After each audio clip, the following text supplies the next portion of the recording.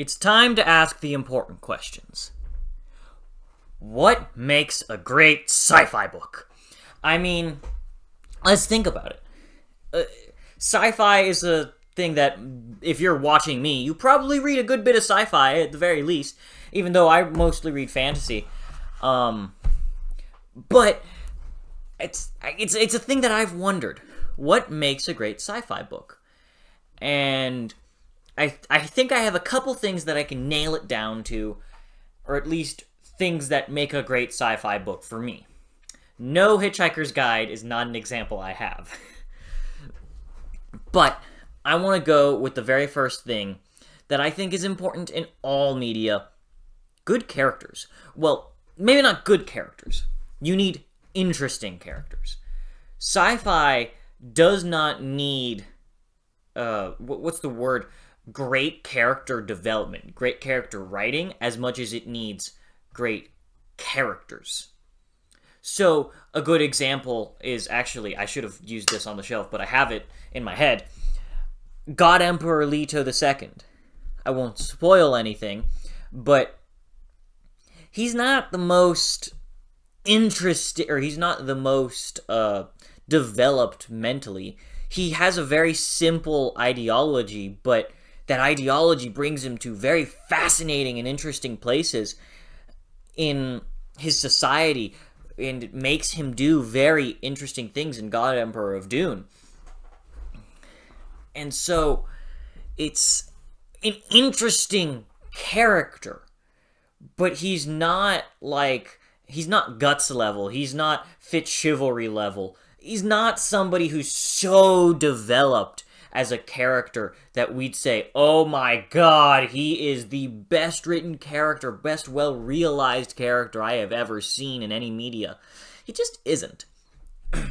But interesting characters. And I think Sun Eater's another one. This is not a spoiler. The name of the series is Sun Eater, and in the first page he tells us this. He commits genocide.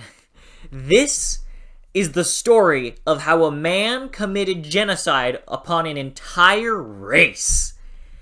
And if that's not interesting, I don't know what the fuck is.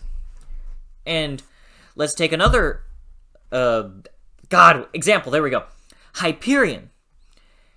All the characters here are deeply interesting in some way, and they help further the themes of the book.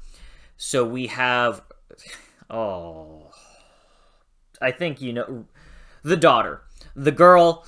If you know what I'm talking about, you've read Hyperion. But I'll talk about the priest, because he's the very first story, and I think that's not spoiling too much. He has the journal of his mentor, who came onto Hyperion, met this tribe of savages, and he had all these experiences that were disturbing, where the people would die and they would come back and death had no effect on them. And that's so fascinating. There was good character writing. Really, this is a great character writing book, but at the core of everything in Hyperion is interesting characters. We're not trying for great character writing in most sci-fi books, but Hyperion is, I don't know why I pointed at these two. These have great character writing. Everything I have on this desk has great character writing, I'm sorry. But interesting characters plus great character writing can make this character aspect 10 times better. Because we have the interesting characters. Like, for the most part, I'd say anybody in Dune, they are not poorly written, but they're also not great characters, I'd say. They are well-written characters. They are well-developed. They are interesting. But beyond that, they aren't great characters. They aren't people who I can truly sympathize with, who I can truly understand. Or not, maybe truly not understand. Or maybe not truly understand, but more really connect with, really relate with.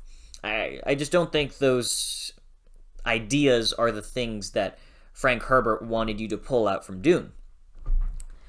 And after that, I think we got to talk about the sci-fi element.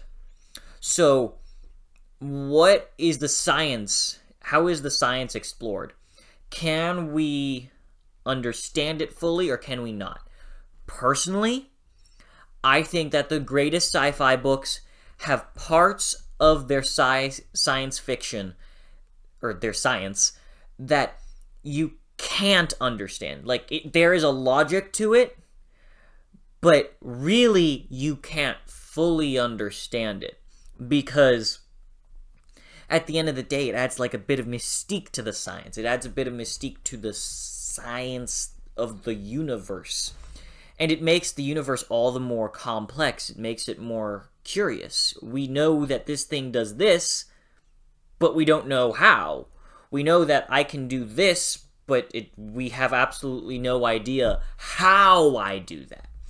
I think those are the things that are really, really good in sci-fi. And if we can have a lot of things that make sense, but then every once in a while we'll have very loose logic allowing us to do this one thing, but there's still a line of logic, then we can go, oh, that's interesting. How does that work? For example, bringing the dead back to life. We can say, oh, the dead come back to life by I put this thing in their chest and it replaces their heart, kind of. But not really. It corrupts them. And with that idea, we have it's doing something, but we don't really know what's going on in the mechanics of the thing that you just put into the dead person's chest to bring them back to life, or to corrupt their brains and make them more savage. And I think that is a very deeply important aspect of science fiction.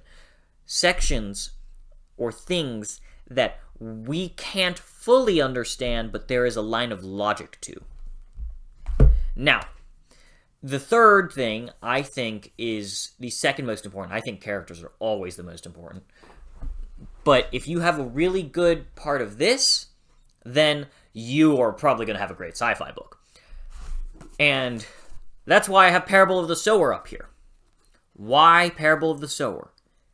An interesting prediction, where you take a problem or an aspect of our current human condition, take it to the extreme, and say, okay, what's going on here? It is where we go into the future and see a more exaggerated form of our current modern-day societal problems. By taking the modern problems and then allowing it to go forward thousands of years into the future, or even maybe 100 years into the future, the problem becomes more exaggerated because it's been unkept. We haven't attended to it, we haven't tried to treat it, we haven't tried to fix it, and because of that, it grows bigger and bigger and bigger until we can't stop it. That is why Parable of the Sower is such a great example for this. The whole premise is we've allowed the divide between the rich and the poor to grow so big that it's inconceivable. We just can't fix it anymore. It's so bad that something insane or drastic action must be taken to fix the problem. And I think that this prediction aspect of sci-fi is what's super important. To say, look, here is a future. What happened to humanity? Or what did we do to fuck up and bring us here? Or maybe we can have a sort of utopian thing, where we have a really good aspect of our current society that could be deteriorating, but what if this good aspect of our society was allowed to flourish and grow, and then here is our society? And I think, as I said, that the prediction is deeply important to science fiction, so that we can better understand our current society, so that we can better understand our current world. It is a way of going forward so that we can better understand our now. That's why I think Octavia E. Butler is great, by the way. She can even do that with the past, but I won't talk about that. Anyways, thank you all so much for watching. These are the three aspects that I think make a great sci-fi book. interesting characters. You don't need great character writing, but great character writing will always serve you in a great sci-fi book. Second is the aspects of the science.